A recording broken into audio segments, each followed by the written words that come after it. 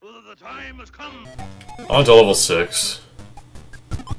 Oh my. I'm about to die, actually. But, starting from this part, this is where I now have a much better controller, and so hopefully things will be going a bit more smoothly, even though we're off to a bit of a rough start due to the lack of health I had started out with when we started this level. But anyway, level 6. This might be the last level of Orange Ocean, I'm not sure. You have the UFO ability right here, very nice.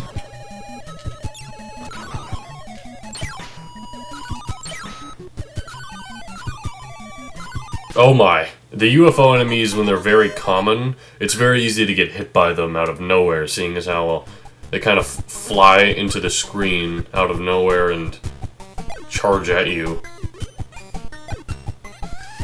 It is nice how this level kind of wants you to get the UFO ability, seeing as how before now it was very rare, and there was usually only one enemy that had it per level, if even at all.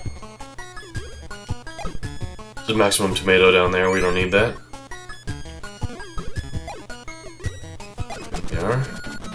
Looks like we're given 2 paths. I think this maze area is how we get to the button. Either that or it's just an excuse me, it's just an optional thing. Like, which boss do you want to face? Very nice. That's the best strategy for fighting these 2 guys at once, is to suck up their bombs both at once and then spit them back out. Because, if you do that, then you're able to... If you suck up 2 projectiles at the same time and then spit them both out... Oh, hey, Meta Knight. Thanks for the invincibility. But if you suck up 2 projectiles at the same time, it creates a more deadly star projectile that goes through enemies. So, that's useful for fighting those 2 bosses at once. I'm not quite sure how to get to that one up there, but anyway.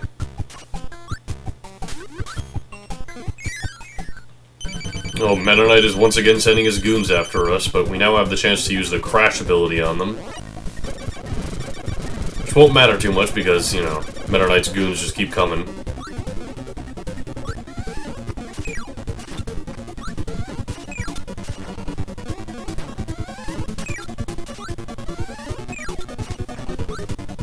I think this is the last time we fight these guys in the game. Because I'm pretty certain that Orange Ocean is the last world of the game. Well, technically, anyway.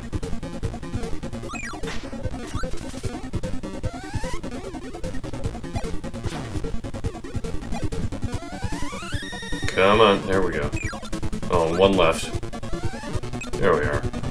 And that's the end of the level as well.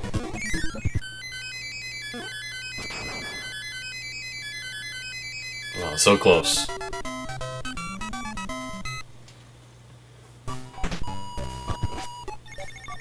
But anyway, level 6 leads straight to the boss, right here. And the boss of this level is Meta Knight himself. But before he fights us, Meta Knight gives us a sword, and this is kind of a staple of his boss fights throughout the series, is he will not fight you without giving you a sword. Also, I'm not sure why the moon is smiling in the background, I'm pretty sure we defeated that guy. Anyway, down he comes, and it's a fight. And Meta Knight is kinda easy, just because your sword reaches a lot further than he's willing to run away. Although I'm probably gonna lose just because I came into this with 2 health. Yeah, there we are. But you always get the sword when you retry, and Meta Knight does have a lot of health, so it will take a while. I don't have access to the museum, but it doesn't matter, we get the sword anyway. I suppose it is possible to fight Meta Knight without the sword. If you grab another ability before coming into this level, you grab the sword, or you spit your other ability out using the minus button, you grab the sword, and then you get rid of the sword and grab the other ability back.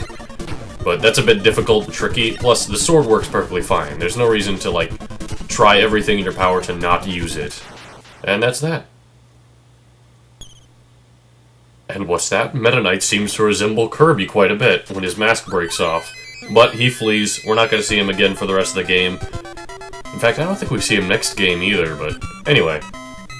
That is the end of Orange Ocean. We're now to Rainbow Resort. And now I realize that no, that was not the last world of the game. Rainbow Resort, it's really tagged on. It really reminds me, I'm not sure if I said this before, but in Donkey Kong Country, there was an extra world after the there was another world they added on that didn't add any new level themes, and it just felt completely pointless. Anyway, these enemies who we fought several times before, they give us an ability I haven't shown off yet called the sleep ability. It makes Kirby fall asleep. Then he wakes up, and that's it. It's gone.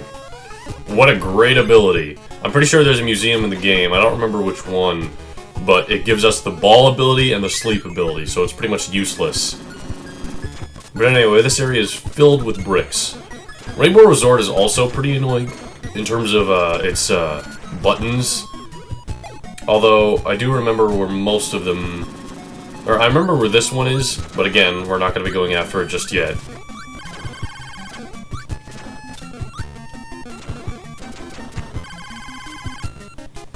There's a potion up there. It is a bit difficult to hit this top row. The bottom row you can easily just slide into. That's why we're going to be wanting to grab that fireball ability over here. Uh-oh.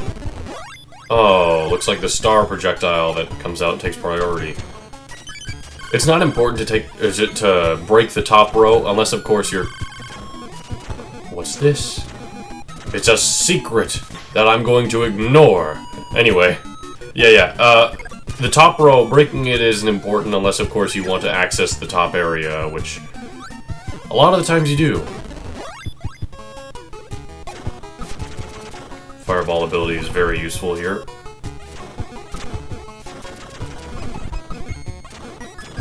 Oh my.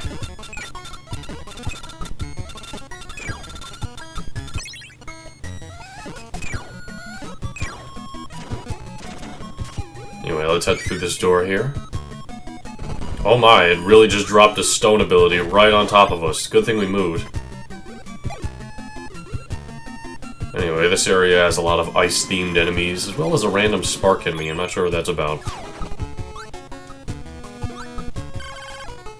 And that there is the end of the level. Or the end of the level. That's the end of Rainbow Resort Level 1.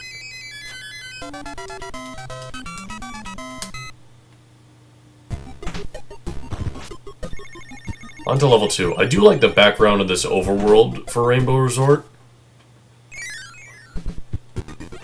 Oh, is this the level I think it is? It might be. This level, I believe, if I'm correct, is a mini-boss rush. So, first off, we're going to be facing the Poppy Bros here. Or just the Poppy Bro. There's only one of them. Same boss fight as usual. Can take their ability before heading to the next boss. And here we are, coming up to that next boss. This isn't hard. This is hardly a level. It's really just a series of doors that contain mini bosses. Some of these guys we rarely fought. Also, I like how the crash ability just destroys the Mike guy, and then we now have the Mike ability, which can destroy this next enemy, Mr. Frosty.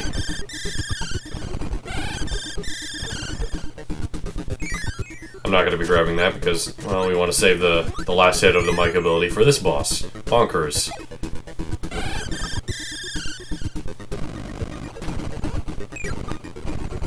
Go ahead and throw that coconut bonkers. Thank you. I suppose this is another stage where we can reliably get the hammer ability, since it is just bosses, and like I showed off, you can get through the first couple of ones pretty easily. Anyway, now we have Turtle Guy, who I can never remember the name of.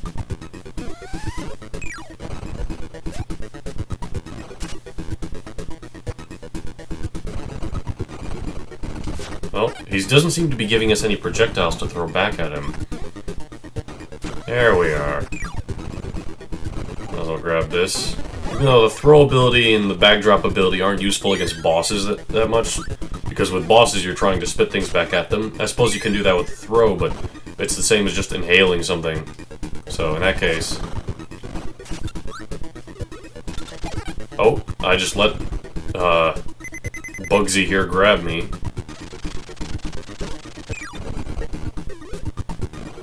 Gotta be careful. As you can see, his charge doesn't go the full screen, so you don't have to worry too much. Oh, there he goes. Oh, jeez, he's absolutely destroying Kirby. I'm so sorry, Kirby.